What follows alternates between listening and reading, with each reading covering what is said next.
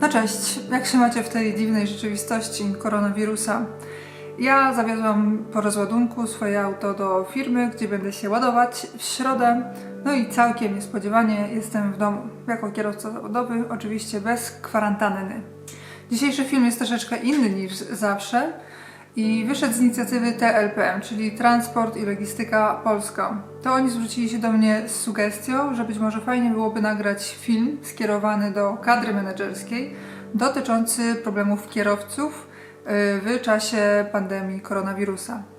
Ja jak zwykle, żeby jak najlepiej zbadać temat i mieć jak najszerszy pogląd na sprawę, zapytałam kierowców u siebie na swoich mediach społecznościowych, czego potrzebują i jak można im pomóc, co jest dla nich teraz najbardziej problematyczne. Także jeżeli chcecie dowiedzieć się, co w trawie piszczy, to zachęcam do obejrzenia tego filmu do końca, no i poczytania komentarzy pod postami na moim Instagramie i Facebooku z 23 marca. Bo ten film powstał właśnie na bazie tych komentarzy kierowców. Zatem czego kierowcy potrzebują i co zrobić, żeby ich trochę uspokoić? No, nie ma tutaj większych niespodzianek. Po pierwsze, kierowcy potrzebują środków ochrony osobistej, czyli maski, płyn do dezynfekcji i rękawiczki. Tutaj nie ma co tłumaczyć.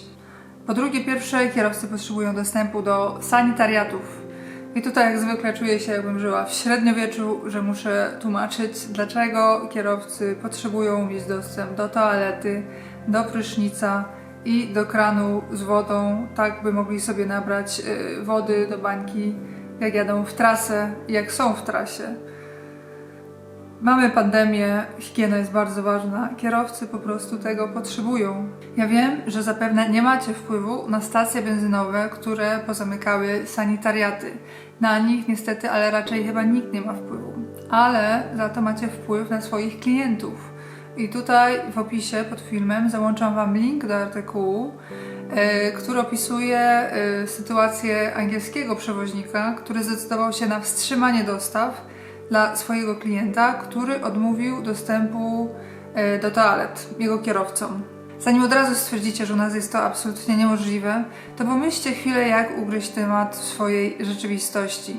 Bo jestem pewna, że w swoim życiu już nie takie problemy rozwiązywaliście. I tutaj w ogóle nie chodzi już nawet o upokorzenie i o nieludzkie traktowanie kierowców, ale o spełnienie podstawowych zasad BHP. Tu chodzi o bezpieczeństwo Waszych pracowników. Stańcie za swoimi kierowcami, a będziecie zszokowani ich reakcją. Kolejną rzeczą, o której bardzo często wspominali kierowcy, to test na koronawirusa po zakończeniu pracy. Kierowcy bardzo boją się o to, że zarażą się, nie będą mieli objawów i przywiozą chorobę do domu i pozarażają bliskich.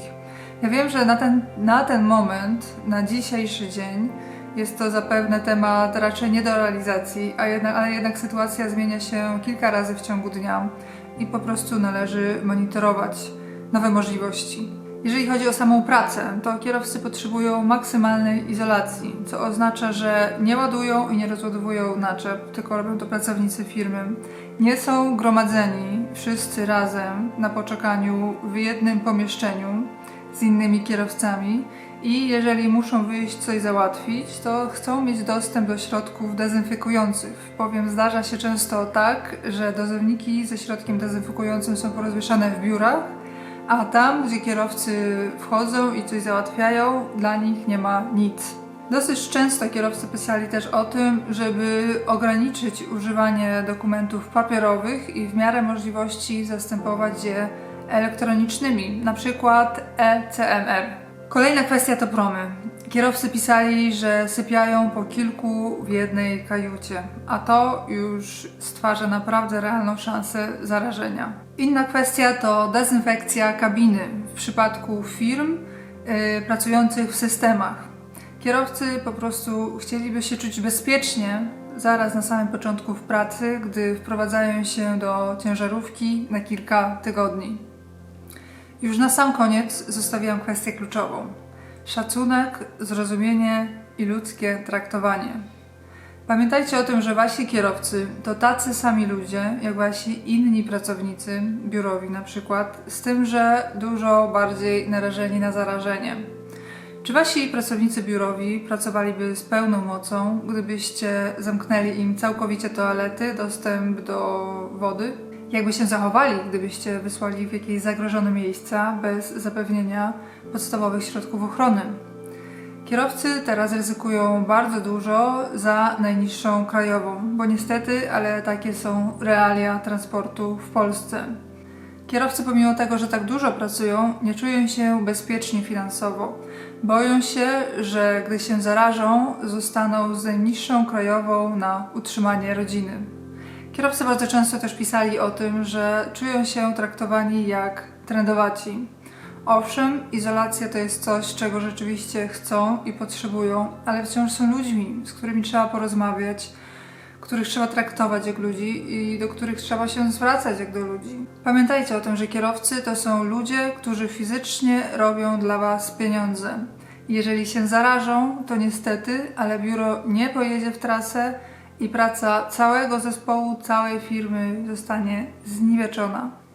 Dlatego podziękujcie im za dobrą pracę. Zauważyłam, że dyspozytorzy, menedżerowie, szefowie w Europie mają z tym ogromny problem.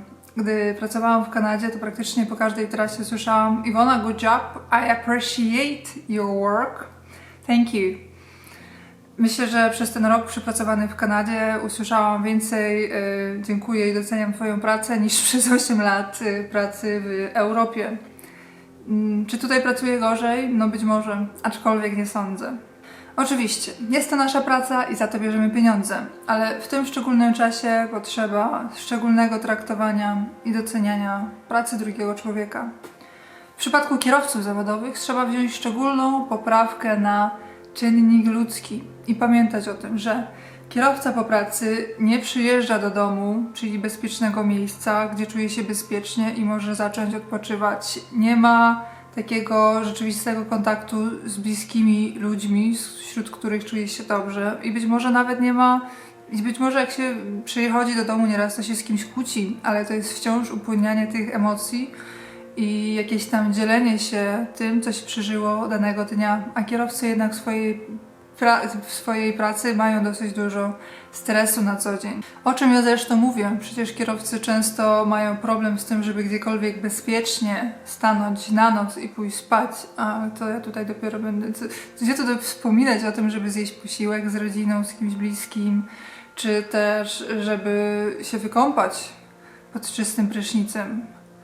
Dla nas kierowców to są luksusy z XXI wieku. Owszem, każdy kierowca wchodząc w ten zawód musiał zdawać sobie sprawę z tego, na co się pisze. Ale to nie oznacza, że wchodząc w ten zawód kierowca staje się bezuczuciowym robotem. I tu jest właśnie ten czynnik ludzki. Trzeba pamiętać o tym, że kierowca to taki sam człowiek jak inni ludzie, tak samo podatni na stres i na samotność. No dobrze, to by było tyle na ten odcinek. Mam nadzieję, że ten film będzie dla Was przydatny i coś sobie z niego wyciągnięcie. A teraz dziękuję Wam za uwagę, życzę Wam powodzenia, no i przede wszystkim zdrowia. Trzymajcie się. Cześć!